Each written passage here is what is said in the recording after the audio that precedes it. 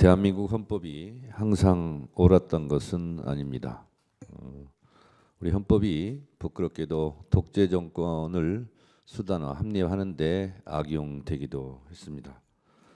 발췌개헌, 사사 오입 개헌, 그리고 독재자의 영구 집권을 꿈꾸게 했던 유신헌법, 그리고 국보위를 정당화시킬 수 있었던 오공의 헌법 등이 그러했습니다. 그러나 지금의 헌법은 이러한 부족한 헌법과 달리 국민들의 87년 6월 민주화 항쟁으로 피로써 쓰고 정립한 자랑스러운 대한민국 헌법입니다. 6월 민주화 항쟁을 통해서 우리는 대통령 직선제를 쟁취할 수 있었고, 그리고 국정감사가 부활했고, 바로 이곳 헌법재판소가 탄생할 수 있었습니다. 대한민국은 법치국가이고 모든 법의 으뜸은 헌법입니다. 국민 각자 개개인이 의견과 주장이 다를 때 대한민국은 이 방향으로 가라라고 정해놓은 대국민 합의 문서가 바로 헌법입니다. 저는 비법조인이지만 대한민국 헌법을 사랑합니다. 헌법도 100번 이상 읽었고 한 조항 한 조항에 담긴 헌법의 뜻을 가슴 깊이 새기고 있습니다. 대한민국의 헌법을 한마디로 정리하기는 어렵지만 가장 중요한 것은 국민의 기본권 보장, 삼권 분립, 그리고 인권 옹호 등 헌법 정신 내세우는 앞머리의 정신이라 생각합니다. 그러해서 헌법에 적시된 순서도 헌법 전문, 총강, 국민의 권리와 의무, 국회, 행정부, 법원 순서로 적시하고 있습니다. 그만큼 국민의 기본권과 국회의 역할은 매우 소중하다 할 것입니다. 대한민국 헌법이 다른 나라와 달리 특별하게 규정하고 있는 조항이 바로 86조 3항, 87조 4항입니다.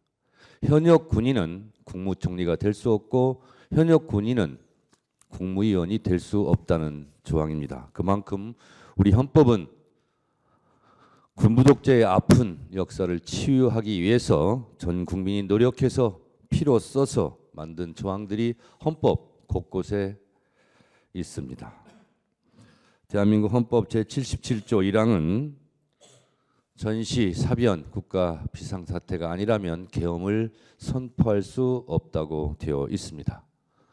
대한민국 헌법 130개 조항 중에서 제 개인적으로 봤을 때 헌법 제11조와 헌법 제84항은 모순 관계에 있습니다. 모든 국민은 법 앞에 평등하다고 했지만 유일하게 대통령은 내란과 외환의 죄를 범하지 아니하고는 형사소추권을 인정하지 않고 있습니다. 그만큼 대통령에게는, 1인에게는 헌법적 특권을 부여하고 있습니다. 그런 헌법적 특권이 있는 대통령이라 할지라도 내란과 외환의 죄를 저질렀을 때에는 헌법 제11조 모든 국민은 법 앞에 평등하다는 정신에 따라 처벌되고 탄핵이 돼야 되는 것은 우리 헌법이 규정한 정신입니다. 이런 면에서 내란 우두머리든 내란 중요 임무 종사자든 내란 부하 수역자든 아니 형법에서 규정하고 있는 내란 선동자든 이 헌법 정신에 따라서 준엄하게 처벌받아야 된다고 생각합니다. 피청구인 박성재 법무부 장관은 누구보다 다른 부처의 장관보다 이런 헌법 정신을 잘 알고 있을 것입니다. 다른 장관보다도 이런 위헌 위법한 비상계엄을 선포하려고 하는 윤석열 대통령에 대해서 정말 목숨 걸고 반대했어야 된다고 저는 생각합니다. 그런 면에서 많은 아쉬움과 부족함이 있습니다. 법사위에서 자주 만난 사이지만 이렇게 헌법재판소에서 얼굴을 마주 대하고 있는 저도 마음이 불편합니다. 그러나 인간적인 정은 정이고 법은 법입니다. 헌법 정신에 따라서 피청구인 박성재 법무부 장관을 파면해 달라고 요청하는 제 마음도 많이 불편합니다. 그러나 내란은 내란이고 또 내란에 직간접적으로 연루되었다면 헌법에 따라서 준엄한 파면이 이루어져야 된다라고 생각합니다.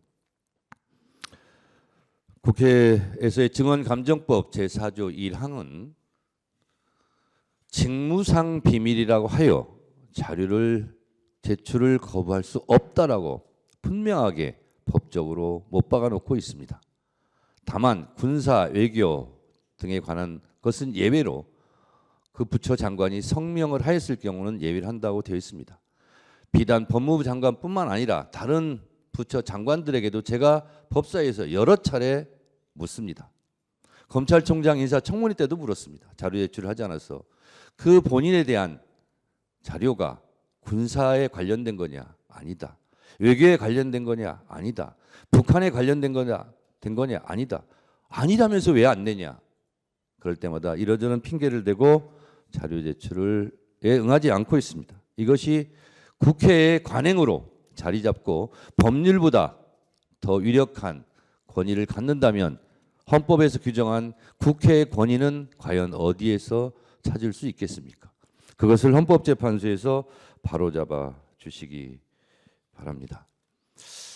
저는 국회의원 10여 년 하면서 국회 본회의장에서 국회의장이 의결하지 않고 본회의장을 박차고 나가는 국무위원을 처음 봤습니다.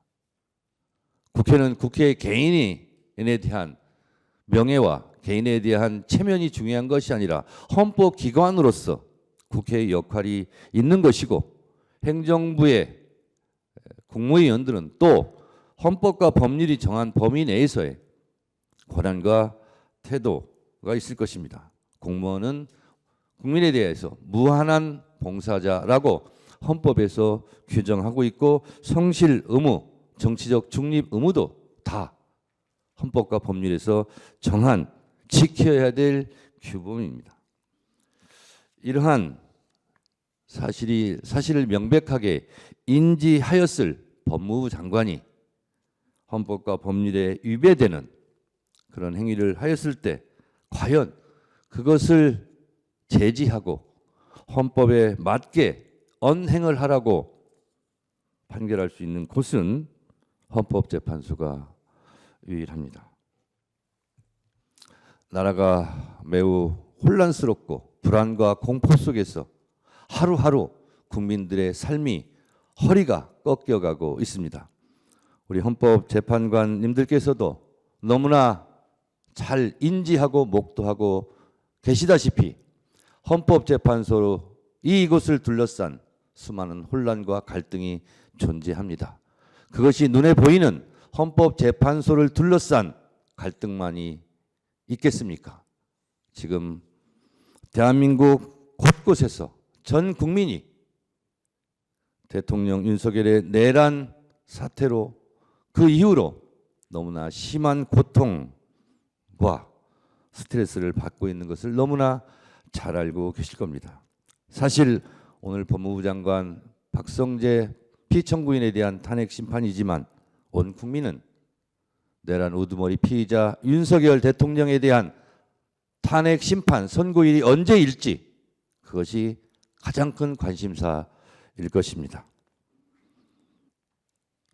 피청구인 박성재 법무부 장관에 대한 파면을 포함해서 대한민국을 구한다는 국국의 심정으로 헌법재판소 재판관님들께서 대한민국 국민들을 어여삐 여기셔서 하루라도 빨리 탄핵, 대통령에 대한 탄핵 선고기일을 지정해 주실 것을 주제와 관련 없지만 제가 간곡하게 요청드리고 호소드립니다. 대한민국 국민들이 너무 힘듭니다. 재판관님들께서도 그 중압감과 고통에 괴로우시겠지만 더 큰 고통을 안고 하루하루 힘들게 살아가는 국민들을 위해서라도 법무부 장관을 포함한 윤석열 대통령에 대한 탄핵 심판도 서둘러 주실 것을 국민의 한 사람으로서 간곡하게 부탁드립니다. 고맙습니다.